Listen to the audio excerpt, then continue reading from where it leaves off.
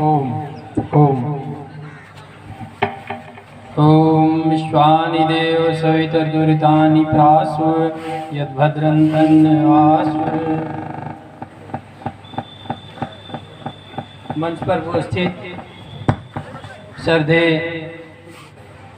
स्वामी वेद रक्षानंद जी महाराज, सभी संन्यास्त मंडल, आचार्यगण, प्रबुद्धजन, उपदेशक, उपस्थित माताओं बहनों,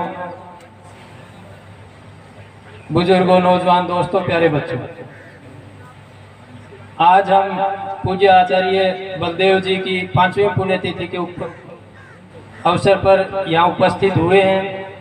मैं सर्वप्रथम तो हरियाणा राज्य गौशाला संघ की ओर से, प्रदेश भर की सभी गौशालाओं की ओर से पूज्य आचार्य जी को श्रद्धांजलि अर्पित करता हूँ, नमन करता हूँ। आचार्य जी ने गाय के लिए बहुत ज़्यादा काम किया। जितना वेद विद्या के प्रचार प्रसार के लिए, गुरुकुल की स्थापना के लिए और आर्य समाज के लिए काम किया, उससे भी कहीं ज़्यादा गाय के लिए काम किया। अंतिम समय में तो एक बार की मैं बात बताता हूँ कि भिवानी में सम्मेलन था और शंकराचार्य जी ने पूछा कि आचार्य जी आजकल व्याकरण में क्या चल रहा है? तो आचार्य जी ने कहा कि गौ सेवा ही व्याकरण है, कि अब तो गौ सेवा में ही पूरा जीवन लगा है। और अंतिम समय में पूज्य आचार्य जी के कारण ही हरियाणा में लगभग 300 से ज्यादा गौशालाओं की स्थापना हमने मिलजुल करके की, हरियाणा राज्य गौशाला संघ की ओर से। एक एक दिन में मेरे को ध्यान है, एक एक दिन में 3-3 गौशालाओं के शिलान्यास या स्थापना उद्घाटन संपन्न हुए और एक लहर पूरे हरियाणा में चली गाय के लिए। और आज जो हरियाणा गौ सेवा आयोग बना हुआ है, वह भी पूज्य आचार्य बलदेव जी के ही कारण है। आचार्य बलदेव जी कहा करते थे कि हमारी जो संस्कृति है वो ऋषि और कृषि की संस्कृति है। पीछे यदि आप जा करके देखेंगे या हमारे विद्वानों से सुनते हैं तो हमारे देश में या तो ऋषि पैदा हुए हैं या कृषि का मुख्य कार्य होता था, और उन दोनों का ही आधार गाय है। गाय के बिना न ऋषि बन सकते हैं न कृषि हो सकती है। जब तक गाय की बहुतायत हमारे देश में रही, हमारे यहाँ विद्वानों की ऐसे पंक्तियां लगी रहती थी, विद्वानों की कोई कमी नहीं थी, वेद प्रचार की कोई कमी नहीं थी। जो जो गाय का पालन कम होता गया। अंग्रेज जब भारत में आए तो उन्होंने 2 ही चीजें मुख्य रूप से देखी थी। जब वो कोई भी योजना लागू करते, कोई भी कानून लागू करते, तो देश के लोगों पे कोई कानून ऐसे प्रभाव नहीं डालता था। तब उन्होंने एक अध्ययन करवाया कि क्या किया जाए कि ये लोग प्रभावित हों, हमारी सभी व्यवस्थाओं से, सभी कानूनों से ये प्रभावित नहीं हो रहे। तो उन्होंने एक अध्ययन किया और अध्ययन में 2 चीजें सामने आई कि एक तो हमारी गाय और एक हमारे तालाब।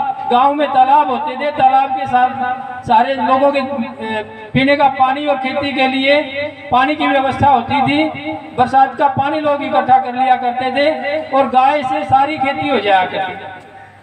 गाय से खाद भी मिल जाया करता, गाय से बैल भी मिल जाया करता, गाय से घी दूध भी मिल जाया करता। तो उन्होंने कहा कि जब तक इन 2 चीजों पर कंट्रोल नहीं किया जाएगा, इस देश पर राज नहीं किया जा सकता। और अंग्रेजों ने धीरे धीरे करके वही किया कि हमारी गाय को समाप्त करना शुरू कर दिया।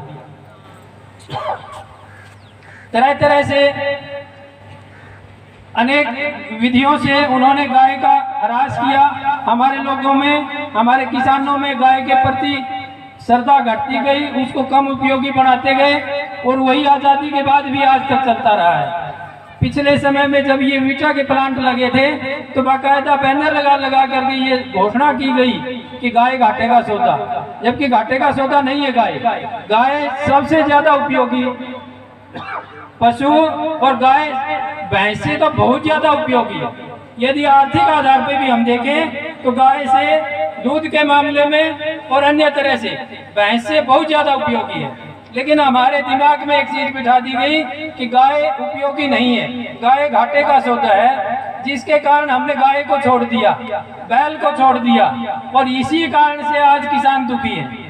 गाय और बैल जब खेती से निकल गए, खेती महंगी होती चली गई। खेत में ट्रैक्टर आ गया, ट्रैक्टर में तेल का खर्चा, फिर हमारे बीज बाहर से आ गए और कटाई, और इसी तरह से हमने मजदूरी बाहर से लगवानी शुरू कर दी और स्वयं मेहनत करना छोड़ दिया।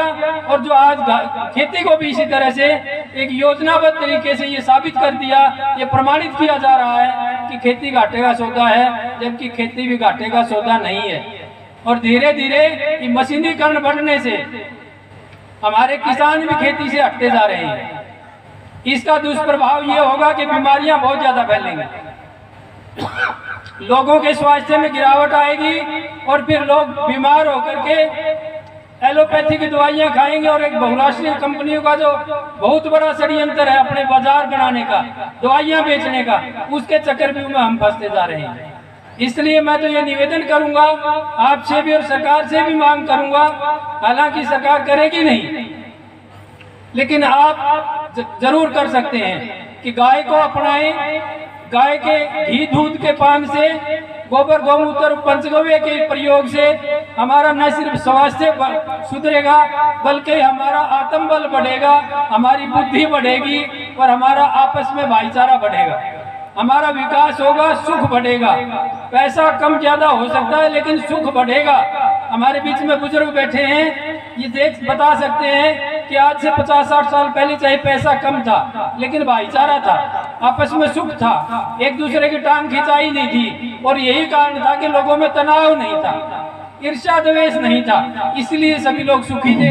तो मैं पुनः पूज्य आचार्य जी को अपने श्रद्धा सुमन अर्पित करते हुए आप सबका धन्यवाद करता हूं और स्वामी जी का धन्यवाद करता हूं कि उन्होंने मेरे को आपसे रूबरू होने का, श्रद्धांजलि अर्पित करने का अवसर दिया। ओम सब नमस्ते।